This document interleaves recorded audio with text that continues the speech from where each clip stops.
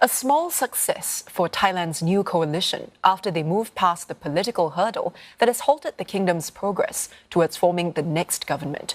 A new House Speaker has been appointed to helm Thailand's House of Representatives after weeks of uncertainty. 79-year-old Wan Muhammad Noor Matha is the man taking over the top post of the legislative branch. The former House Speaker ran unopposed. He was chosen as the consensus candidate between the two biggest parties and alliance partners, Move Forward and Pheu Thai, who were at odds over the crucial post. As the only nomination, no House vote was required to endorse Mr. Wan Muhammad. Thailand's new parliament has convened after almost 2 months since the general election.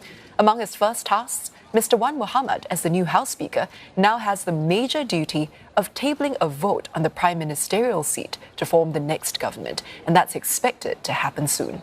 It's a position that requires at least 376 House votes, a simple majority of 500 representatives and 250 senators. And for more on this, Saksit Serasombut joins us live from Parliament House in Bangkok. Now, Saksit, the choice has been made. Can you tell us more about the coalition's elected House Speaker and also what role will he play in the new Thai government? Now, the House Speaker role is a very important one for the Thai government. As you said yourself, he is setting the legislative agenda. He can control what draft bills are being deliberated or not in Parliament.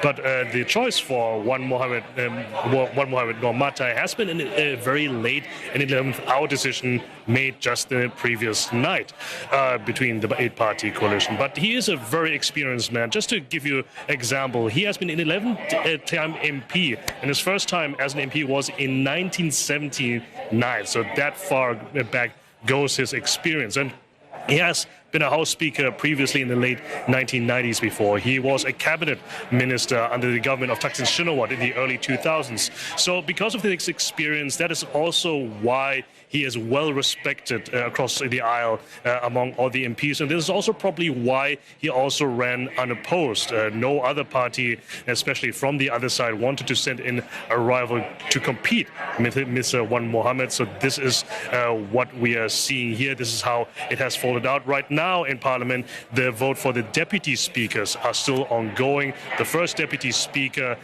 vote is going right now. There is a runoff between two candidates, between one from the Move Forward Party, one from the United Thai Nation Party of the outgoing Prime Minister Prayut Chan-o-cha. That is still ongoing, and we will see the vote for the other deputy maybe take place later today.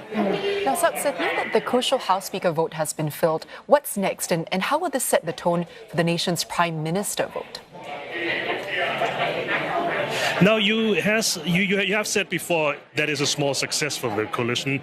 On the other hand, this can be also seen as a small setback for the Move Forward Party that is leading this eight-party coalition to form the new Thai government, because they have previously been very adamant to fill in that House Speaker role. They already picked a candidate, and because they have a legislative agenda to push forward their legislative reforms. Now, that has not been the case. They have now, they may get the second place, the Deputy Speaker role now. But all in all, Peter Limjaroenrat, the leader of the Move Forward Party and the Prime Minister frontrunner, he said that they yielded basically to give the seat to a compromise candidate in order to keep the peace in the eight-party coalition. So that is now the case. Going forward, when the Prime Minister vote happens, maybe next week, maybe a little bit later, that is still a very uncertain case yet, because, as you said before, it is a joint assembly between the 500 MPs and the 250 senators that have been appointed by the previous military government.